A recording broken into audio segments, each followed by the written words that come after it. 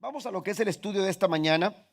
Esta mañana vamos a hablar sobre el quinto de los 7 mensajes que encontramos en los capítulos 2 y capítulo 3 del libro de Apocalipsis, mensajes dirigidos a las 7 iglesias del Asia Menor. Hasta ahora hemos hablado del mensaje a Éfeso, la iglesia de Éfeso. Jesús le escribe una carta y le dice: querida iglesia, vuelve. Hablamos del mensaje de la iglesia a Esmirna y Jesús le dice: querida iglesia, sigue adelante. A la iglesia de Pérgamo, Jesús le dice: querida iglesia, no comprometas la verdad. Y como lo compartía mi esposa el domingo pasado, el mensaje a la iglesia de Tiatira es: Jesús le dice: querida iglesia, cuidado con la mala influencia. Hoy vamos a hablar sobre este quinto mensaje y es el mensaje de Jesús a la iglesia en Sardis. Y este mensaje dice: querida iglesia, despierta. Amén. Querida iglesia, es tiempo de despertar. Y entramos al capítulo 3. Los primeros 6 versículos del capítulo 3 registra esta carta que Cristo envía a la iglesia que estaba ubicada en la ciudad de Sardis. Antes de continuar, quiero recordarles que las notas están disponibles ahí con los sugieres, o también pueden ir a la página de internet a comunidadcristianaemanuel.org /notas y ahí ustedes pueden encontrar lo que es las notas y bajarlas a su aparato, ya sea teléfono o tablet o iPad. Amén. Entonces vamos a lo que es este mensaje, el quinto mensaje de estos 7 mensajes dirigidos a las iglesias del Asia Menor. Dice de la siguiente forma en Apocalipsis capítulo 3 versículo 1 al 6: escribe esta carta al ángel de la iglesia de Sardis. Este es el mensaje de aquel que tiene el Espíritu de Dios, de 7 aspectos y las 7 estrellas. Yo sé todo lo que haces y que tienes la fama de estar vivo, pero estás muerto. Despierta, dice el versículo 2, fortalece lo poco que te queda, porque hasta lo que queda está a punto de morir. Veo que tus acciones no cumplen con los requisitos de mi Dios. Vuelve a lo que escuchaste y creíste al principio y reténlo con firmeza. Arrepiéntete y regresa a mí. Si no despiertas, vendré a ti de repente, cuando menos lo esperes, como lo hace un ladrón. Sin embargo, hay algunos en la iglesia de Sardis que no se han manchado la ropa con maldad. Ellos caminarán conmigo vestidos de blanco, porque son dignos. Todos los que salgan vencedores serán vestidos de blanco. Nunca borraré sus nombres del libro de la vida, sino que anunciaré delante de mi Padre y de sus ángeles que ellos me pertenecen. El verso 6 concluye: todo el que tenga oídos para oír debe escuchar al Espíritu y entender lo que Él dice a las iglesias. Amén. El que tenga oídos para oír tiene que entender y escuchar lo que el Espíritu dice a las iglesias. Es importante que nosotros veamos la forma en que nosotros debemos de ver estos diferentes mensajes que hemos hasta ahora podido estudiar. La forma en que los veamos es importante, porque a través de estos mensajes nosotros podemos evaluar nuestra propia vida como iglesia. Podemos de alguna manera tener una referencia y evaluarnos a nosotros mismos en los éxitos o fracasos que estas diferentes iglesias presentan o se presentan a través de estos mensajes. Pero también estos mensajes, estos diferentes mensajes a las iglesias del Asia Menor también nos pueden servir a nosotros como un espejo que puedan a nosotros ayudarnos a reflejar a nosotros mismos, que puedan reflejarnos a nosotros mismos, vernos a través de lo que se está hablando a las diferentes iglesias. Hoy hablamos de la iglesia en Sardis, y esta iglesia era una iglesia muy activa. A diferencia de las otras iglesias, en Sardis no hay elogios, mientras que a otras iglesias Jesús comienza dándoles elogios, hablando de las buenas obras o de las cosas buenas que ellos realizaban, antes de hablarles de su condición, antes de hacer alguna reprimenda reprimenda o amonestación, Jesús los elogiaba. En este caso, la iglesia de Sardis, en este mensaje no encontramos algún tipo de elogio, pero sí encontramos una descripción de la iglesia en la que se nos señala lo siguiente. Según los versículos que leíamos, Jesús se refiere a la iglesia en Sardis como de esta forma: yo sé todo lo que haces y que tienes la fama de estar vivo. Debido a esta descripción podemos señalar que la iglesia en Sardis era una iglesia que estaba activa, quizás estaba muy ocupada, y desde afuera la iglesia de Sardis parecía estar bien. Hay quienes incluso señalan que o se cree que esta iglesia en Sardis era una iglesia muy próspera. Era una iglesia que tenía dinero, que tenía recursos, que tenía talentos. Amén. Que tenía muchos recursos. Jesús la describe de esta forma: yo sé todo lo que haces y que tienes la fama de estar vivo, pero estás muerto. Ella tenía muchas cosas, tenía hasta un buen nombre y tenía una buena reputación, una buena fama, aparentaba vitalidad espiritual. Sin embargo, Cristo le señala su problema. Cristo le dice: aparentas estar viva, pero estás muerta. La palabra muerte en un sentido figurado, aquí no se está hablando de una muerte física, se está hablando de una muerte espiritual. Y este término, la muerte espiritual, tiene que ver con la separación espiritual. El pecado ocurre cuando ocurre en nuestras vidas, el pecado lo que hace es separarnos de Dios. Amén. Esta iglesia pensaba estar viva, pero estaba muerta. En un sentido espiritual podemos decirlo de esta forma: esta iglesia pensaba estar cerca, pero la verdad es que esta iglesia estaba muy lejos. Esta iglesia carecía en su relación espiritual con Dios.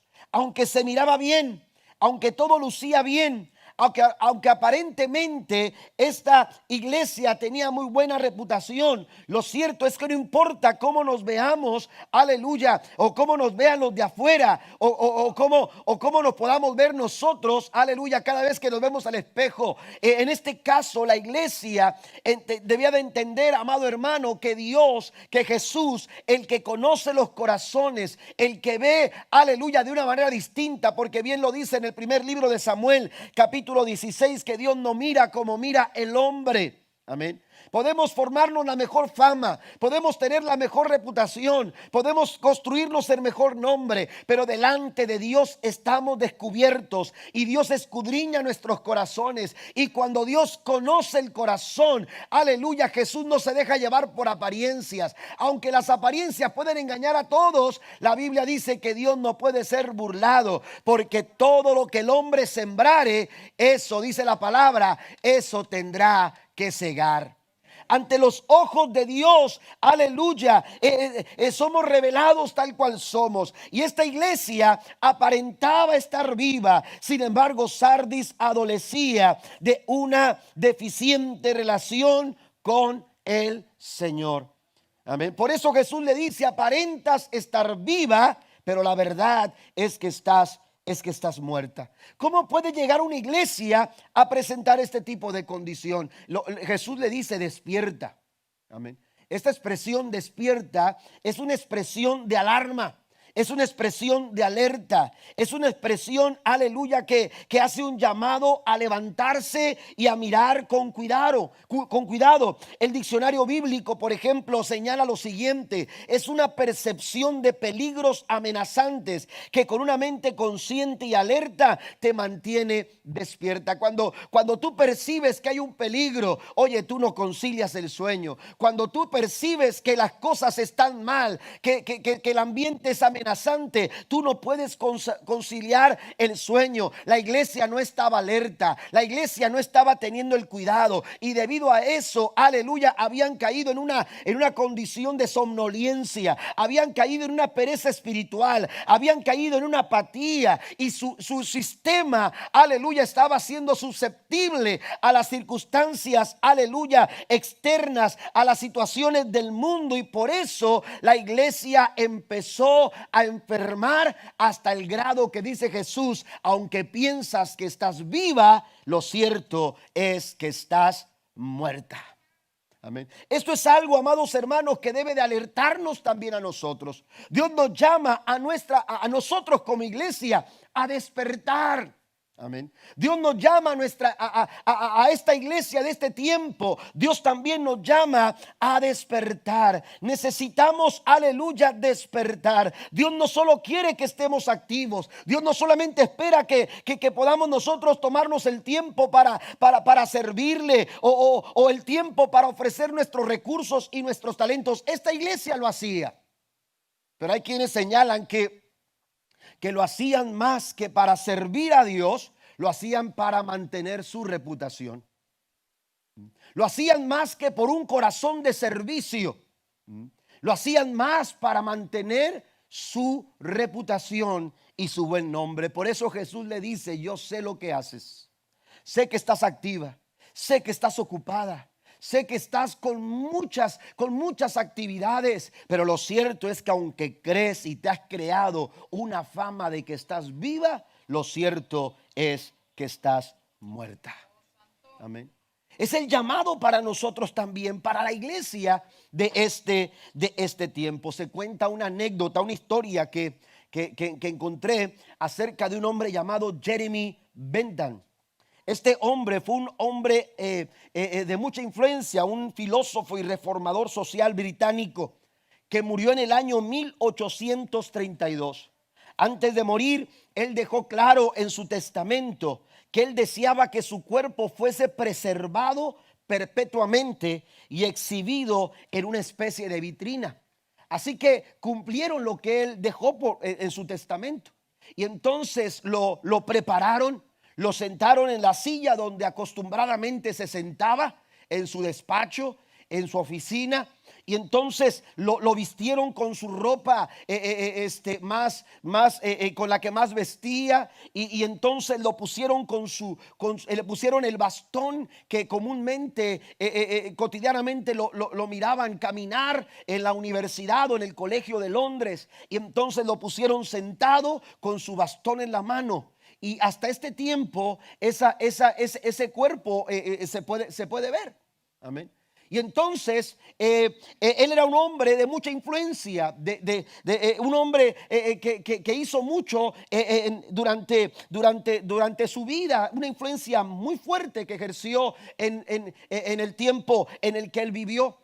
Y él acostumbraba también a asistir a las reuniones anuales del colegio universitario de Londres. Según una tradición cuenta que Bentham expresó el deseo de estar presente en este estado, o sea, en esa forma, estar presente en las reuniones del consejo universitario. Y se cuenta, aleluya, que lo hicieron. Entonces, cada vez que se reunía el consejo de la Universidad de Londres, cuando se reunían, transportaban la vitrina a donde iba a ser la junta o el consejo para que este hombre pudiera estar presente. Imagínese eso. Amén. Pero lo más interesante es esto. Note lo que encontré. Amén. Que su vitrina llevada a estas reuniones, dice, y su presencia de Bentham se registraba siempre en las actas con las siguientes palabras. Escuche esto: Jeremy Bentham, presente pero sin voto. Siempre se registraba en las actas su presencia. Ahí está, dentro de esa vitrina, y en las actas decía Jeremy Bentham, presente pero sin voto. Una persona presente, pero que no tiene voto. Una persona presente que no hace la diferencia. Una iglesia, hermanos, irrelevante. Una iglesia sin voto. Una iglesia que no hace la diferencia. Es una iglesia como lo era la iglesia de Sardis.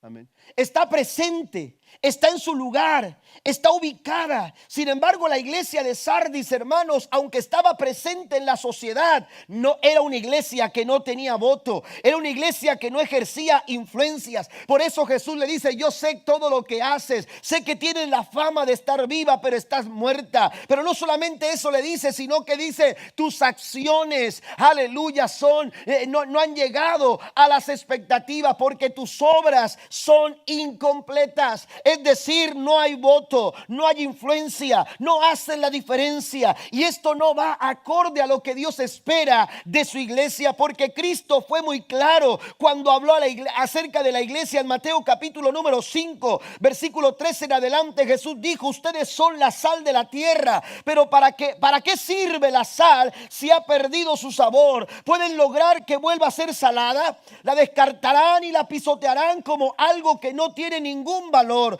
Ustedes son la luz del mundo, como una ciudad en lo alto de una colina que no puede esconderse. De la misma manera, dejen que sus buenas acciones brillen a la vista de todos, para que todos alaben a su Padre celestial. Den un aplauso fuerte al Señor en esta mañana. Dios nos ha llamado a ser una ciudad en lo alto de una colina. La iglesia está llamada, aleluya, a ser la sal y a ser la luz en medio de toda esta problemática, de todas estas situaciones adversas a las que el mundo se enfrenta. En esa oscuridad, en esas tinieblas, la luz de Cristo brilla y debe de brillar a través de su iglesia. De ahí que el mensaje oportuno a la iglesia de Sardis lo es también para nosotros hoy. Porque el más grande de los desafíos de la iglesia en nuestro tiempo no es el que la iglesia desaparezca, sino el que la iglesia deje de ser que la iglesia deje de ser relevante. Ese es el desafío más grande al que como iglesia nos enfrentamos en estos tiempos. Hacer una iglesia presente, pero sin voto. Hacer una iglesia, aleluya, que esté presente en la sociedad, pero que no haga la diferencia, que sea irrelevante. Por eso Pablo nos da 3 aspectos, aleluya, distintivos de una iglesia relevante. ¿Quiere ir conmigo, por favor, a primera de Timoteo capítulo 3, versículo 14 al 16? Dice la escritura: esto te escribo, aunque tengo la esperanza de ir pronto a verte, para que si tardo sepas cómo debes conducirte en la casa de Dios, que es la iglesia del Dios viviente, columna, dice, y baluarte de la verdad. E indiscutiblemente grande es el misterio de la piedad. Dios fue manifestado en carne, justificado en el Espíritu, visto de los ángeles, predicado a los gentiles, creído en el mundo y recibido arriba en gloria. Hay 3 distintivos, aleluya, en estos versículos que Pablo escribe a Timoteo, quien era pastor en ese tiempo, un joven pastor en la iglesia de Éfeso. Pablo le habla de 3 aspectos que distinguen a una iglesia que es relevante, a una iglesia que tiene voto, a una iglesia que hace la diferencia, a una iglesia que es como una ciudad en una colina. El primer aspecto es que la iglesia es relevante por su identidad. El primer aspecto tiene que ver con identidad. Pablo habla de la iglesia, amados hermanos, como un grupo de personas que están bien identificadas, que tienen identidad. La iglesia deja de ser relevante cuando la iglesia pierde su identidad. Y esto fue lo que sucedió con la iglesia de Sardis. Había perdido su identidad y se alineaban a la identidad de la sociedad de su tiempo. Lo que pasaba en la ciudad repercutía en la iglesia. Amén. Lo que sucedía allá afuera estaba repercutiendo directamente en lo que era la iglesia. Un comentarista se refiere a la iglesia de Sardis de esta forma: eran gente decente, con un testimonio moribundo y un ministerio decadente. Esa era la iglesia de Sardis. La iglesia de Sardis estaba presente, pero no tenía voto. La iglesia de Sardis estaba presente, pero no hacían la diferencia. Es probable que se considerara algo así como el simpático e inofensivo grupo religioso que se reúne en la esquina. Un simpático grupo de personas que se reúne cada domingo en la esquina de la cuadra. Es una iglesia que está presente, pero es una iglesia que no hace la diferencia. Y eso es lo que sucede cuando como iglesia nosotros, aleluya, no tenemos una identidad. Cuando nosotros perdemos nuestra identidad. Jesús dijo lo siguiente en San Juan capítulo 8 versículo 14: aunque yo doy testimonio acerca de mí mismo, mi testimonio es verdadero, porque sé de dónde he venido y a dónde voy. En otras palabras, Cristo dice: sé quién soy, porque sé de dónde vengo. Usted sabe quién es, porque usted sabe de quién viene, ¿verdad? Sus apellidos lo dicen. Su familia, aleluya, lo identifica a usted. No solamente sus apellidos, sino también sus rasgos físicos, nuestros genes. Amén. Usted se parece a su padre o a su madre o al tío o a su hermano, al abuelo.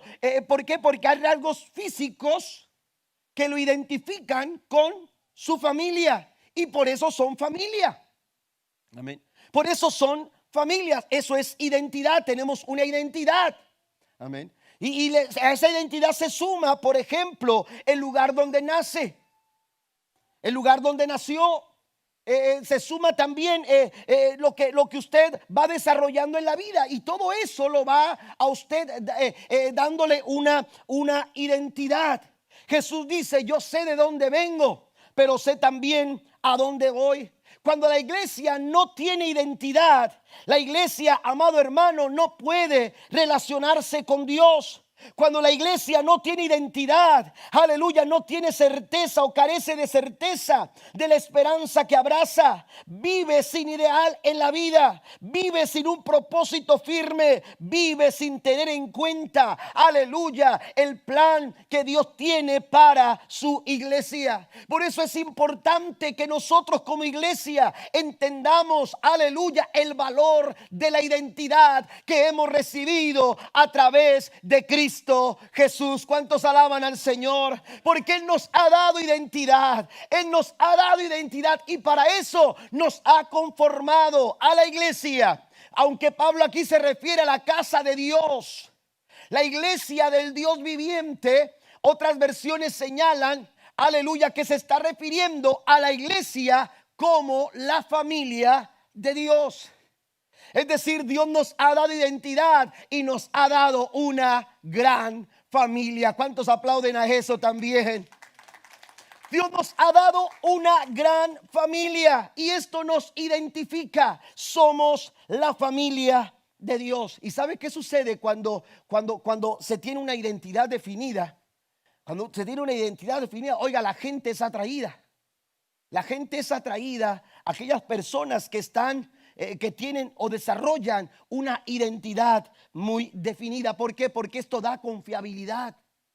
Esto expresa, aleluya, confianza.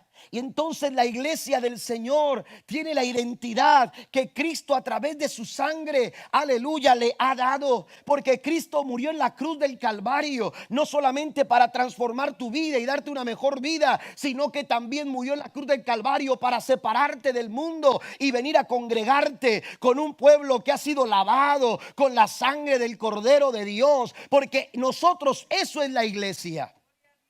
La iglesia, aleluya, ha sido congregada con el propósito de ser la familia de Dios. Y Pablo dice, aleluya, lo siguiente. Dice: sepas cómo debes conducirte en la casa de Dios, que es la iglesia del Dios, de Dios. Otra versión dice: así sabrás cómo deben comportarse los que pertenecemos a la iglesia, que es la familia de Dios. Amén. En otras palabras, aleluya, la forma en que usted se comporta, la forma en que usted se conduce, tiene que estar acorde a su identidad. Sí, a su identidad. Sardis había perdido su identidad. La iglesia de Sardis no tenía identidad. Y por eso su forma de comportarse, aleluya, había sido incapaz de ser agradable delante de los ojos del Señor. Jesús le dice a Sardis: tus acciones no cumplen con los requisitos de mi Dios. Tus conductas, tus comportamientos, tus formas de actuar no son como Dios espera que sean. Por eso le dice: tus obras eran incompletas, o tus obras son incompletas. El enemigo quiere constantemente, aleluya, corromper o distorsionar la identidad de Dios en nuestra vida.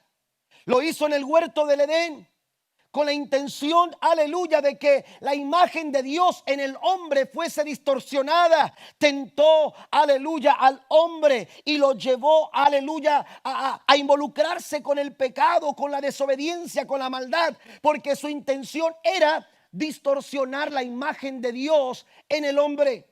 Lo intentó hacer con Jesús cuando lo llevó, aleluya, o cuando le presentó las tentaciones en el desierto. Jesús también, aleluya, fue desafiado en su identidad, y lo hace ahora con la iglesia.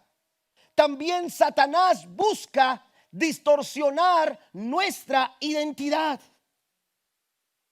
Por eso tenemos que estar alertas. Por eso el llamado es: querida iglesia, despierta. Porque en nuestros tiempos el enemigo está tratando de hacer que la iglesia sea distorsionada en su identidad. Amén. Y la iglesia empieza a perder identidad, hermanos, cuando empieza a ser permisiva. Cuando empezamos, hermanos, a tolerar conductas y acciones que no son del agrado de Dios. Amén. Se está buscando una iglesia que sea más abierta, aleluya, en cuanto a asuntos morales. Una iglesia que sea más abierta en cuanto a convicciones. Hay quienes se han atrevido a señalar que la iglesia necesita revisar la Biblia. Y uno de ellos es el secretario de la ONU. Amén. Que constantemente está atacando con insinuaciones a la iglesia.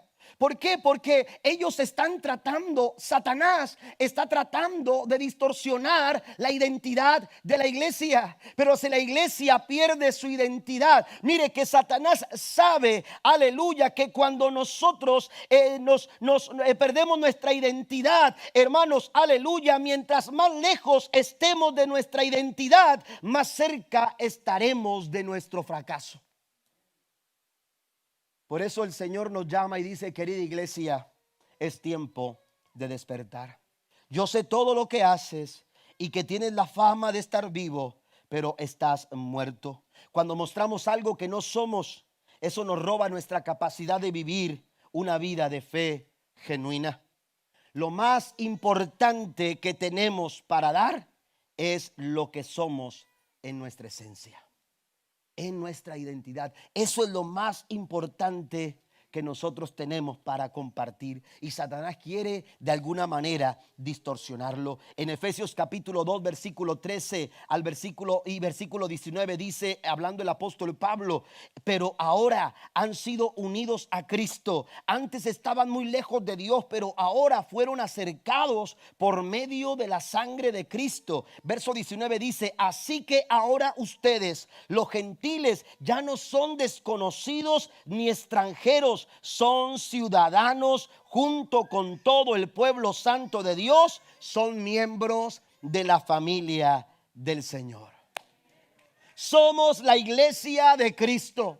Y Él nos ha dado una identidad. El apóstol Pedro escribió lo siguiente: mas vosotros sois linaje escogido, real sacerdocio, nación santa, pueblo adquirido por Dios, para que anunciéis las virtudes de aquel que os llamó de las tinieblas a su luz admirable. Vosotros que en otro tiempo no eras pueblo, pero ahora sois pueblo de Dios, que en otro tiempo no habíais alcanzado misericordia, pero ahora habéis alcanzado misericordia. Den un aplauso al Señor en esta tarde.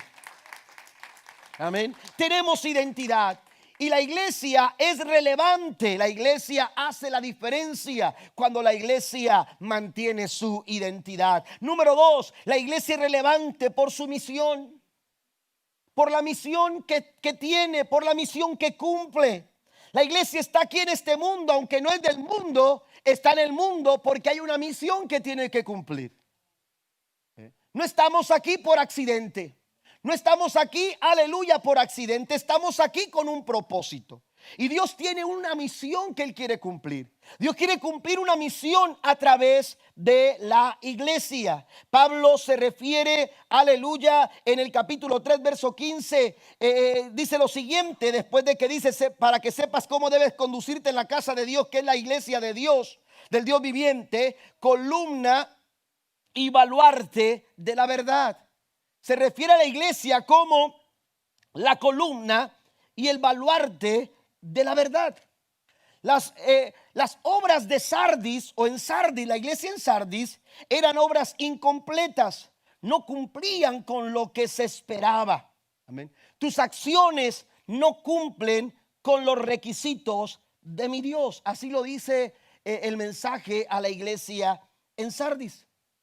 Amén. Pablo se refiere a la iglesia como la columna y el baluarte de la verdad.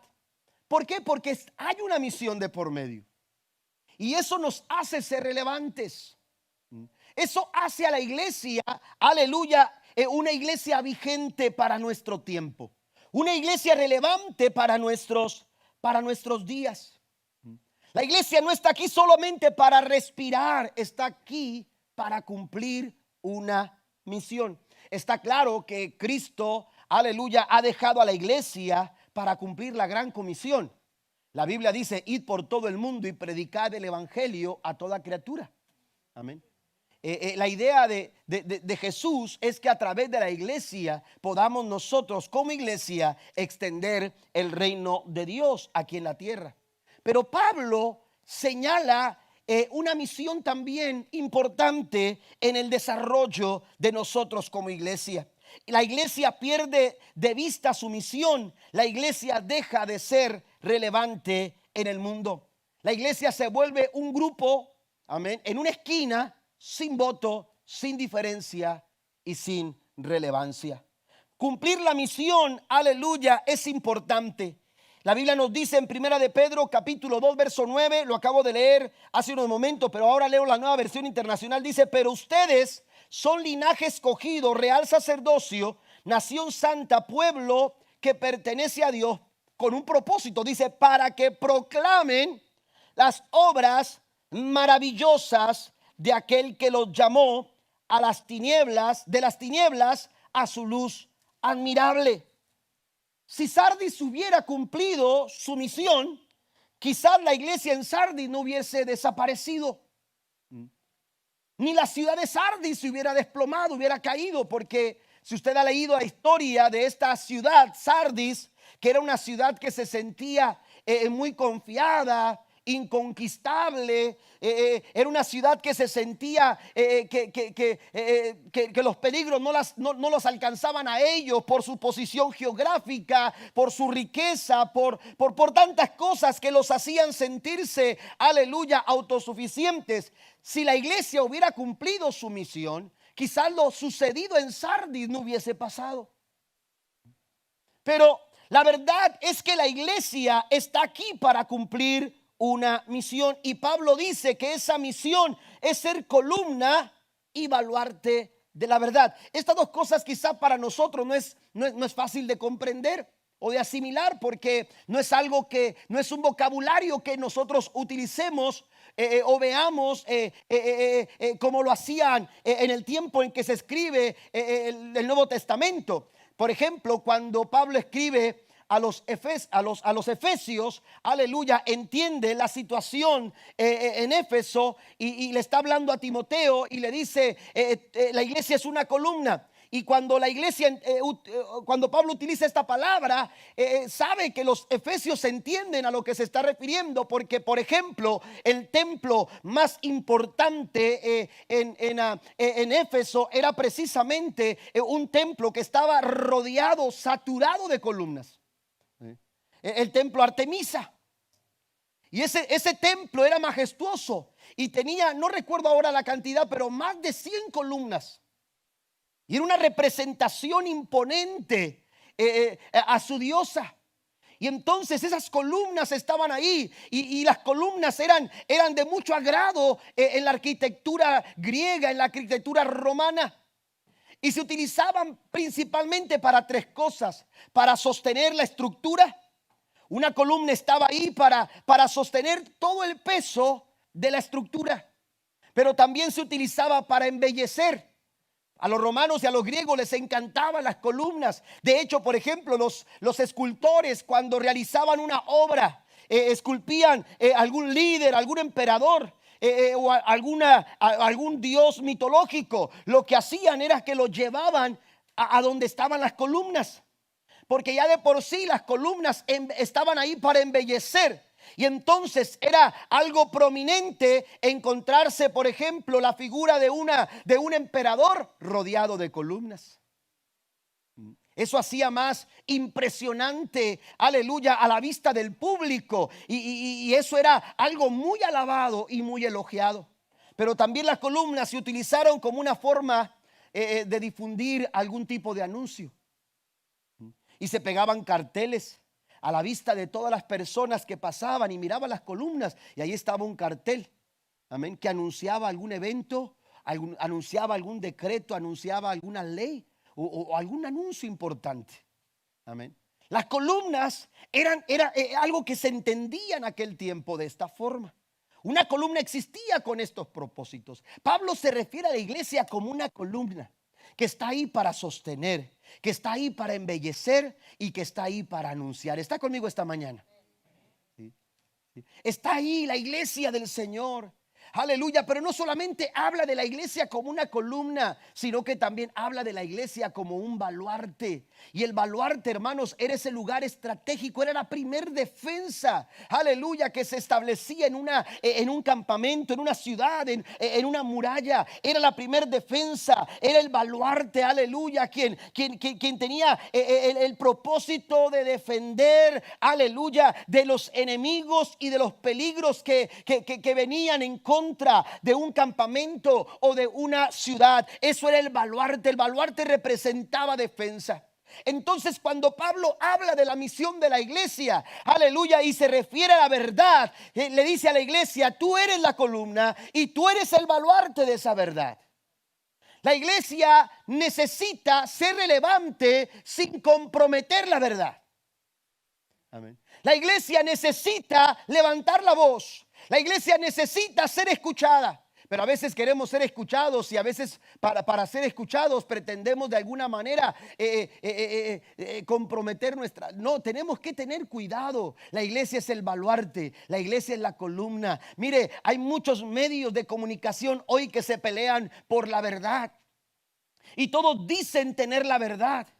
Pero la verdad, lo realmente verdadero es que, aleluya, pocas veces los medios de comunicación nos dicen la verdad. Pocas veces los medios de comunicación nos dicen la verdad. Usted va a la internet y usted piensa que todo lo que camina en la internet o se mueve en la internet es verdadero. Está equivocado. No todo lo que le dice Google es verdad. No todo lo que usted ve en Facebook es verdad. No todo lo que los periódicos dicen es verdad. No todo lo que ese noticiero de todas las noches que usted ve antes de dormir es la verdad. Hay que tener cuidado. La verdad, aleluya, la verdad está en Jesús. ¿Cuántos dicen amén? Pablo escribe a los Efesios en el capítulo 4, verso 15, aleluya, diciéndoles: la verdad está en Cristo. Si queremos la verdad, tenemos que, aleluya, estar en Jesús, caminar en Jesús, vivir en Jesús y permitir que la vida de Cristo se manifieste en nosotros. Pero no solamente Pablo refiere a Jesús como en quien está la verdad. Jesús mismo dijo en San Juan capítulo 14, versículo 6: yo soy el camino, yo soy la verdad y yo soy la vida. Nadie viene al Padre si no es por mí. Le da un aplauso al Señor esta mañana. Pero la iglesia tiene la misión de sostener, de embellecer, aleluya, de anunciar y de alguna forma defender la verdad. No basta con conocer la verdad si no aplico la verdad en mi vida. Sardis era una iglesia que conocía la verdad, pero no vivía en la verdad. Amén. Sardis conocía la verdad, pero no supo qué hacer con la verdad. Mira lo que dice Pablo en Colosenses capítulo 1 versículo 3. Permítame señalar tres cosas que tenemos que hacer nosotros como columna y baluarte de la verdad, la iglesia. Tres cosas que tiene que hacer con la verdad. Número uno, creerla. Lo primero que debemos hacer nosotros como iglesia con la verdad es aferrarnos a ella con fe. Es aferrarnos a ella con fe. Colosenses 1:23 dice: pero deben seguir creyendo esa verdad y mantenerse firmes en ella. Amén.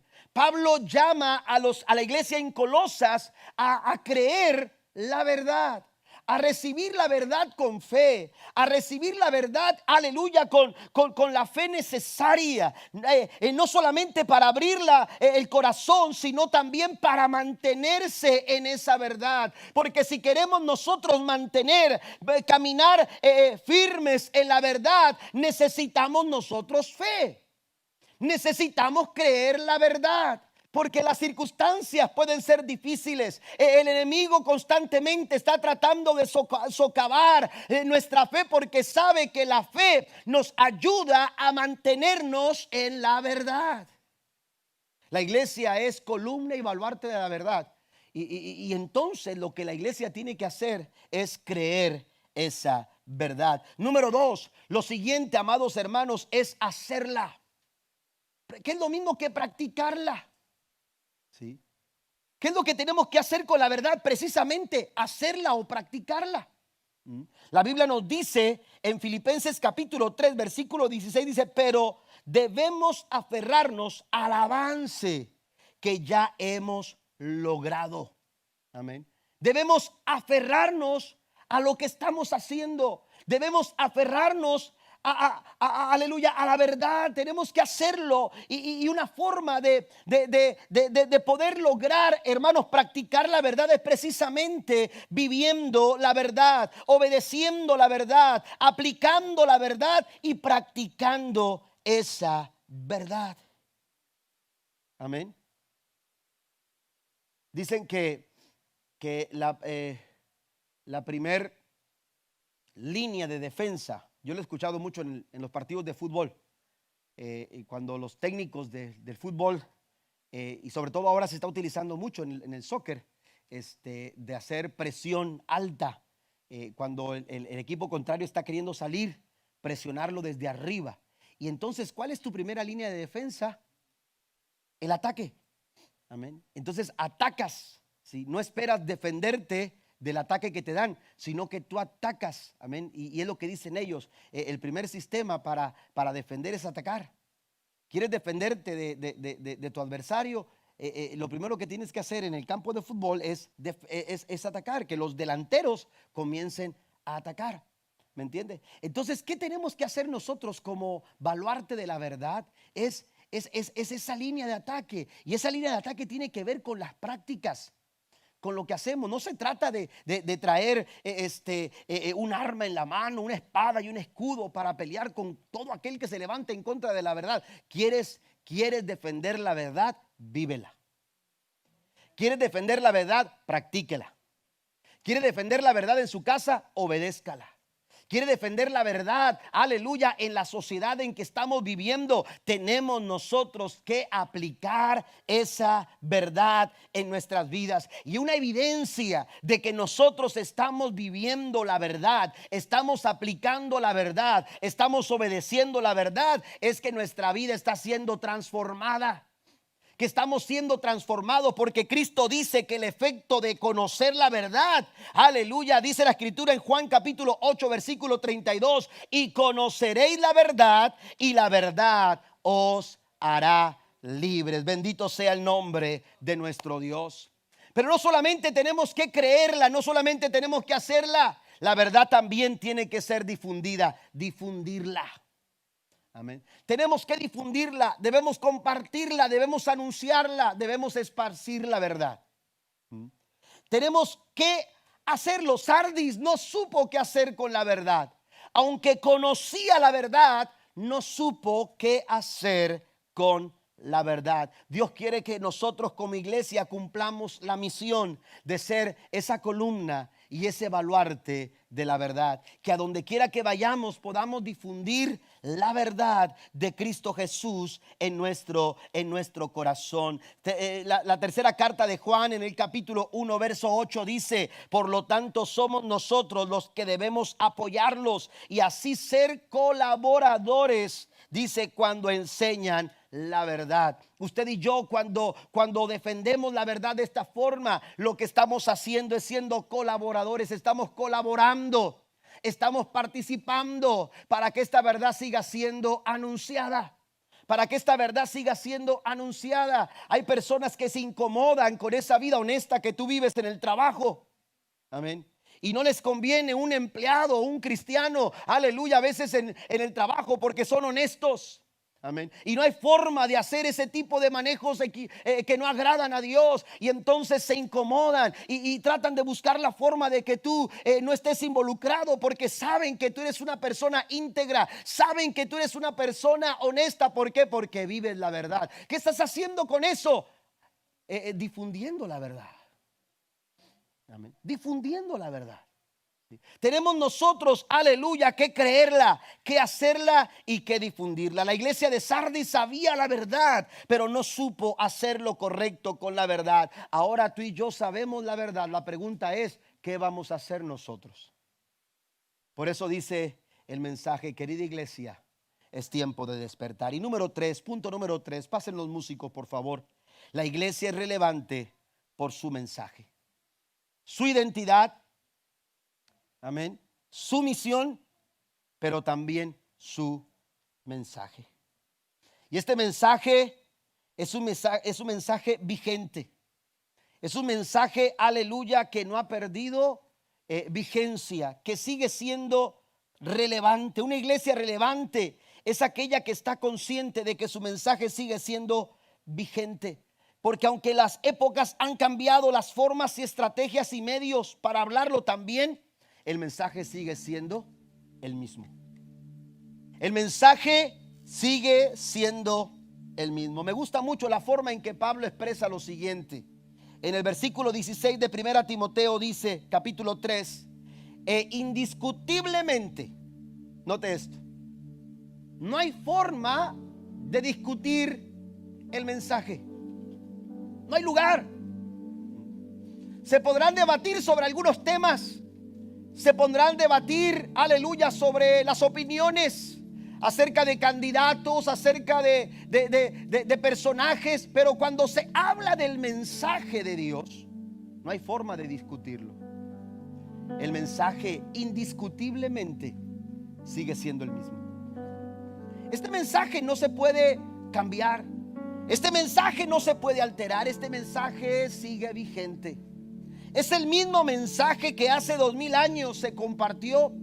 Es el mismo mensaje, aleluya, que en nuestro tiempo sigue siendo necesario en el mundo de hoy.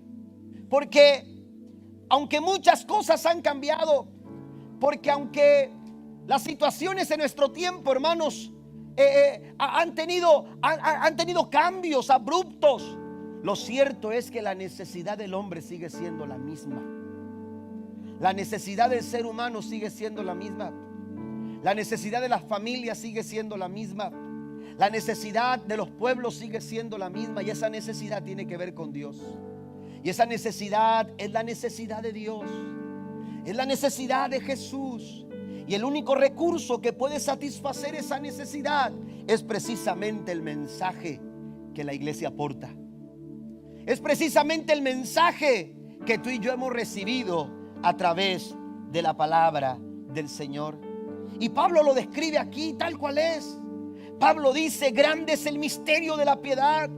Dios fue manifestado en carne, justificado en el Espíritu, visto de los ángeles, predicado a los gentiles, creído en el mundo y recibido allá arriba en gloria.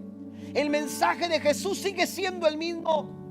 Ese mensaje que nos anuncia que Cristo vino a este mundo encarnado, aleluya, para tomar nuestro lugar. Ese mensaje que nos anuncia que nos amó tanto y por eso entregó su vida en la cruz del Calvario. Ese mensaje que nos anuncia que no solamente murió, sino que tal como Él lo dijo, resucitó al tercer día, sigue siendo predicado en este tiempo. Ese mensaje que nos anunció de su resurrección, pero que también nos anuncia de su retorno, de su regreso inminente, es el mensaje que la iglesia necesita seguir predicando. Y cuando la iglesia, aleluya, se aferra a ese mensaje, la iglesia es una iglesia, hermanos, vigente. La iglesia es una iglesia relevante. La iglesia, aleluya, tiene voto y hace la diferencia en esta sociedad. Póngase de pie conmigo, por favor. Jesús lo dijo de esta forma: cielo y tierra pasarán, pero mis palabras no pasarán. Cielo y tierra pasarán. Las cosas pueden cambiar. ¿Qué tantos cambios han sucedido desde que Jesús estuvo entre nosotros, como lo dice Juan en su evangelio, y que vimos su gloria, gloria como la del unigénito del Padre, lleno de gracia y de verdad? ¿Qué tantas cosas han cambiado? Hoy la tecnología ha corrido, pero a pasos agigantados. Hoy la medicina ha caminado. Hoy, por ejemplo, se hablan de antibióticos de primera, segunda generación. Amén. Y ha evolucionado tremendamente. Hoy nuestras sociedades han evolucionado de muchas maneras. Sin embargo, el mensaje del Señor sigue siendo el mismo. Sigue siendo el mismo. Aquel mensaje que cambió la vida de un hombre colgado en la cruz, justo al lado de Jesús, y que lo hizo entender que le necesitaba a él para entrar al reino de los cielos. Aquel ladrón que le dijo: acuérdate de mí cuando estés en tu reino. Jesús le dijo: hoy estarás conmigo en el paraíso. Ese mensaje que transformó a aquel hombre sigue transformando personas en nuestros días. ¿Cuántos dicen amén? Y si tú necesitas cambios sustanciales, si tú necesitas ver cambios en tu familia, si tú necesitas una vida transformada, estás cansado de ser lo que hasta ahora has sido, ese cambio solamente lo vas a lograr cuando recibas el mensaje de Jesús en tu corazón. Porque el mensaje que cambia vidas es el mensaje que la iglesia predica. El mensaje que la iglesia relevante, que la iglesia vigente, que la iglesia comprometida está predicando en el tiempo de hoy. El cielo y tierra pasarán, dice, pero mis palabras no pasarán. Al conocer estos tres aspectos, podemos afirmar que la iglesia sigue siendo relevante hoy por esas mismas razones que Pablo expresaba: identidad, misión y mensaje. Pero también es importante reflexionar en el mensaje a la iglesia de Sardis. Es el mensaje más duro de los 7 mensajes que el Señor envía a las 7 iglesias. Amén. Un mensaje que busca eliminar las apariencias, los engaños. Porque a pesar de que el mensaje ha sido un golpe certero, lo cierto es que todavía hay esperanza. Y Jesús dice en el versículo 3: vuelve a lo que escuchaste y creíste al principio y reténlo con firmeza. Arrepiéntete y regresa a mí. Hoy, iglesia, el Señor nos dice: es tiempo de despertar. Es tiempo de despertar. Las apariencias pueden engañar a cualquiera, pero a Dios no lo pueden engañar. Dice el Señor: yo sé todo lo que hace. Dios está llamando a una iglesia que sea como una ciudad en una colina. ¿Y qué es lo que hace una ciudad en la noche que está arriba? Las luces encendidas anuncian su existencia. Jesús dice: ustedes son la luz del mundo. Ustedes son la luz del mundo. Leí una historia que les quiero compartir rápidamente antes de orar. Ustedes han escuchado a Van Gogh. Es un artista holandés. Antes de morir, 2 meses antes de morir, él pintó una de sus más reconocidas pinturas. Era una iglesia, la iglesia de su padre, que era pastor. Y esa iglesia, cuando él la pinta 2 meses antes de morir. El doctor Jeremiah, ¿verdad? Conocido así, que falleció hace poco tiempo, David Jeremiah, señala esta pintura, y él dice que le llamó la atención que esa pintura de Van Gogh pintaba una iglesia con colores distorsionados. Pintaba una iglesia que no tenía puertas. Pintaba una iglesia que enseñaba 2 caminos, pero ninguno llegaba a la iglesia. Y entonces él decía, quizás lo que él expresaba era su decepción y su tristeza, su incapacidad.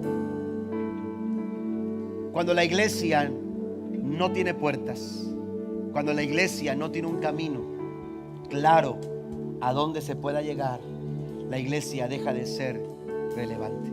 Y eso no lo quiere Dios para nosotros. Eso Dios no lo espera para nosotros. Dios quiere que nosotros como iglesia seamos una luz en medio de las tinieblas.